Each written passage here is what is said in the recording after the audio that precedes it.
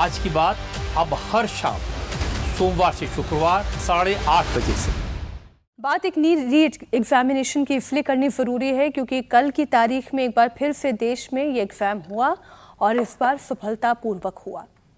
परीक्षा के रिजल्ट में तो अभी कुछ समय लगेगा, लेकिन कड़ी सुरक्षा और अभूतपूर्व तैयारियों की वजह से इस एग्जामिनेशन में एनटीए पास होती हुई नजर आई।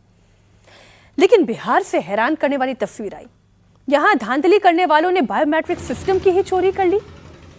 बायोमेट्रिक मशीनों को बंद कर असली कैंडिडेट की जगह सॉल्वर गैंग को एग्जामिनेशन सेंटर के अंदर बैठा दिया। एनटीए की मुस्तैदी से तुरंत चोरी पकड़ी गई। बिहार के लखीसराय में धांधली के आरोप में 5 छात्र समेत कुल 24 लोग पकड़े गए। इनमें 15 बायोमेट्रिक कंपनीज के कर्मचारी ही थे। बिहार में ये नया ट्रेंड देखने को मिल रहा है, जहां चोरी में बायोमेट्रिक कंपनीज खुद शामिल हो रही हैं। इससे पहले बीपीएससी एग्जामिनेशन में भी बायोमेट्रिक कंपनीज के कर्मचारियों ने जैमर कर्मचारियों के साथ मिलीभगत करके धांधली की थी। एनटीए ये कह रहा है कि नीट का री एग्जाम सरकार और पूरे देश के मिलेजुले प्रयास से सफलतापूर्वक हुआ है। ये बयान आप सुने।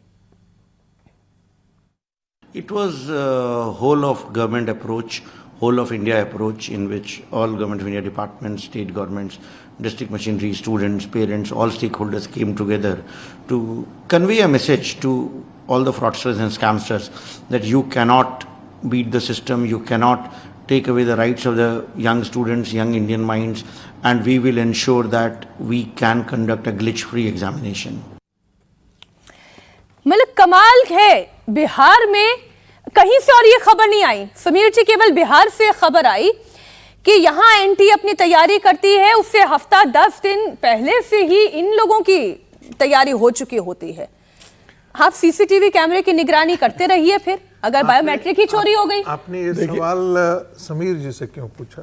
प्रोफेसर साहब से पूछिए। आएंगे सर, फिर आप भी बोलिएगा। ठीक। देखिए, इस तरह की जो तत्व होते हैं वो सब राज्यों में रहते हैं। बिहार से बड़ी खबर निकल कर आई है। 22 लाख लोगों की एग्जाम हुई थी। अब कुछ ऐसे तत्व रहते हैं जो इस तरीके से एग्जाम पास करते हैं, और मुझे लगता है लेकिन सरकार की एक बड़ी उपलब्धि के रूप में इसको देखना चाहिए कि अब नीट ने भी कल राहत की सांस ली होगी और सरकार ने भी राहत की सांस ली होगी कि चलो एक बार की बला टली, एग्जाम निपट गई, कोई पेपर लीक नहीं हुआ। जिस तरीके से युद्ध स्तर पर सरकार इसको लेकर तैयारी की थी कि भाई एयरफोर्स को इसको अंदर इन्वॉल्व कर लिया गया था, 90,000 से ज़्यादा सेंटर्स के ऊपर जिस तरीके से सीसीटीवी कैमरे लगाए गए थे, बहुत सुरक्षा व्यवस्था की थी। सरकार के लिए बड़ी चुनौती थी कि जिस तरीके से लगातार पेपर लीक हो रहे थे। मैं तो कह रही हूँ कि एक आप उसका तोड़ निकालते हैं, दूसरी तैयारी पहले हो चुकी होती है, पैटर्न बदल गया, बायोमेट्रिक मशीनें उठा ली गई। ये अभी होता रहेगा। सिर्फ सुरक्षित पेपर कराने से सरकार इस जिम्मेदारी से मुक्त नहीं होगी। अभी भी इस तरह के जो संगठित गिरोह है वो काम कर रहे हैं। उनका नेटवर्क इतना स्ट्रांग है कि सरकार के एक एग्जाम कराने से वो शांत नहीं बैठेंगे।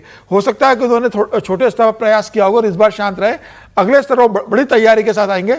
सरकार को भी उतनी बड़ी तैयारी रखनी पड़ेगी कि भाई मतलब उनको रोका जाए। उनका पूरा पैसा है जुड़ा है, व्यवसाय जुड़ा है, अधिकारी लोग इसके अंदर शामिल हैं। आप क्यों हंस रहे हैं इस बात पे? तैयारी बड़ी होगी। जब यहाँ तैयारी बड़ी हो रही है तो जो चोरी करना चाहता है वो अपनी तैयारी को नहीं बड़ी चोर 2 कदम आगे चलता है, कानून से 2 कदम आगे बढ़ा के चलते हैं। हमने हमेशा देखा है, नई नई टेक्नोलॉजी लेकर आते हैं, कहते हैं कि कानून के हाथ लंबे लेकिन चोरों के हाथ ज्यादा लंबे नजर आते हैं आज की तारीख में। तो सरकार क्या करी है, सबसे बड़ी चुनौती सरकार क्या नहीं बताइए सर, आपको क्यों हंसी आ रही है? मैं हंसी इसलिए रहा हूँ कि समीर जी ने पूरा उपसंहार रख दिया है, पूरा निष्कर्ष इन्होंने दे दिया है, और वो जो बोल रहे हैं समीर जी वो अक्षरशः सही है। आपने व्यवस्था की, उस व्यवस्था का काट क्या है, काट चोर तो निकालेगा ही ना, उसका पूरा धंधा उसी पर है, पूरा उसका बिजनेस उसी पर मॉडल काम कर रहा है, वो बेरोजगार हो जाएगा यदि वो नहीं करेगा तो वाकई जहां आप सोचते हैं उससे 2 कदम आगे वो सोचते हैं। तो सरकार में जो बैठे हुए लोग हैं उनको भी सोचना पड़ेगा कि ये क्या क्या कर सकते हैं, और उसका पहले से ही उनको इंतजाम करना पड़ेगा। आप सोचिए, तो किसी ने सोचा था यार बायोमेट्रिक की मशीन उठा करके लेते चले जाएंगे, जैमर ही डिसफंक्शनल कर देंगे। अब मैं इसको बड़ी उपलब्धि नहीं मानता कि ये देखिए, ये हमारी पूरी शिक्षा व्यवस्था पर एक बहुत बड़ा मजाक और धब्बा जैसा निकल करके आता है जब हम ये कहते हैं कि एयरफोर्स को हमको यूज करना पड़ रहा है, आर्मी को करना पड़ रहा है। इसका मतलब है कि हमारी शिक्षा व्यवस्था अपने आप को संभालने में सक्षम नहीं हुई है, तभी तो बाहर से एजेंसियां को हमको ला करके करना पड़ रहा है।